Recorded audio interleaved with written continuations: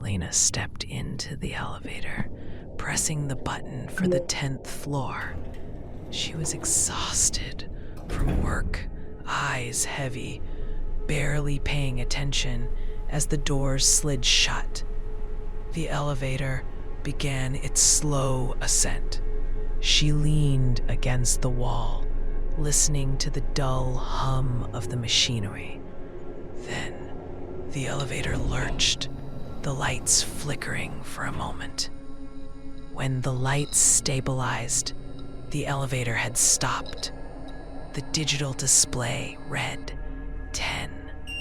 The doors slid open. Lena stepped out and froze.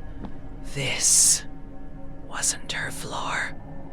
The hallway looked identical to her apartment's floor, but something was wrong. The walls were slightly off color, a sickly yellow tint. The air felt still, heavy, as if the building itself was holding its breath. Down the hallway, the doors stood slightly ajar. Every single one. Just a crack. A chill ran down her spine. She turned back toward the elevator. The doors were already closing. She slammed the button. Nothing. The digital display was blank. A soft rustling sound came from the hallway, like fabric dragging against the floor. Lena turned. The lights above flickered, dimming. A shadow moved at the far end of the hall. Then a whisper, low, broken, crawling through the silence. "Lena, why did you leave us?" Her stomach dropped. That voice, it was hers. The doors at the far end of the hallway slowly began to open wider, one by one. A figure stepped into the light. It was her. Not just a reflection, not a doppelganger. This version of her looked wrong, head tilted too far, mouth slightly open, unblinking. The other Lena smiled. The elevator dinged behind her. Lena didn't turn. She didn't breathe. She just ran. She lunged into the elevator without looking back, slamming the close button repeatedly. The doors barely shut as a pale hand pressed against the crack. And then everything went dark. The elevator dropped. Ethan was half asleep when his phone buzzed on the nightstand. He squinted at the screen. One missed call. Mom. He frowned. It was past midnight. Why would she call so late? He sat up, rubbing his face, and called her back.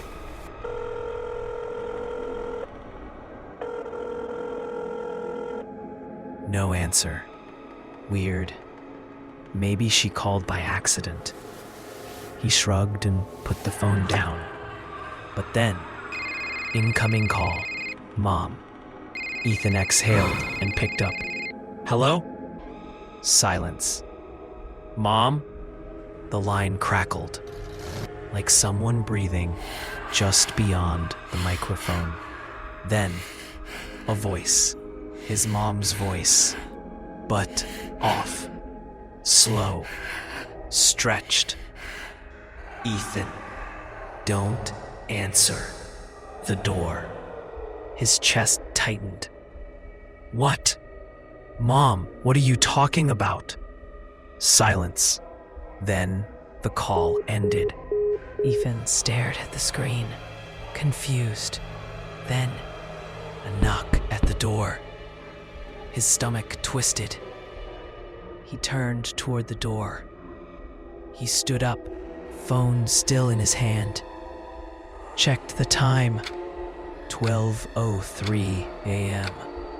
Checked the peephole. Nothing. The hallway was empty. His breath hitched.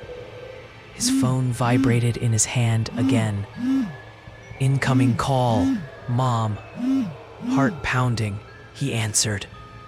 Mom, what's going on? Silence. Then the voice again. Distorted. Ethan, that's not me. The call cut out. Ethan stumbled back. His phone screen flickered, then went black. Then from outside the door, Ethan, let me in. It was his mother's voice, but she didn't live in this city, and she hadn't called him at all. Daniel sat on his couch, scrolling through his phone. The glow of the screen was the only source of light in the dimly lit apartment. Outside, the rain fell steadily, tapping against the window in a rhythmic pattern. Then he heard it. Daniel, can you hear me? His thumb froze over the screen. The voice was faint, distorted, but unmistakably his own. It came from somewhere in the apartment. He swallowed hard and turned toward the hallway. His bedroom door was closed, but the voice had come from inside. Daniel, don't open the door. The voice was clearer now, and it was coming from the other side of the door. Daniel's breath quickened. Every part of him screamed to leave, to run, but his feet refused to move. He reached for his phone and opened the camera app, aiming it toward the hallway. The screen flickered. The image twisted and glitched. But for a split second, he saw something. A shadow? A figure? No, it was himself, standing just beyond the door. The screen glitched again, and the image was gone. But then, from behind him, knock. His blood turned ice. Knock. Knock! This time, it wasn't coming from his bedroom door. It was coming from the front door of the apartment. A long pause. Then, a voice. His own voice. Daniel, it's me. Let me in. The air in the room grew thick, heavy, like an unseen weight pressing down on his chest. He gripped his phone, heart pounding against his ribs. He stepped closer to the door. He looked through the peephole. Nothing. The hallway was empty. His screen flickered again, this time showing live footage of his front door. A figure stood there. It was him. Not a reflection, not a glitch. A perfect copy of himself. The other Daniel lifted his head, staring straight into the peephole. A slow, unnatural grin stretched across. Daniel stumbled backward. His own front door was unlocking, and then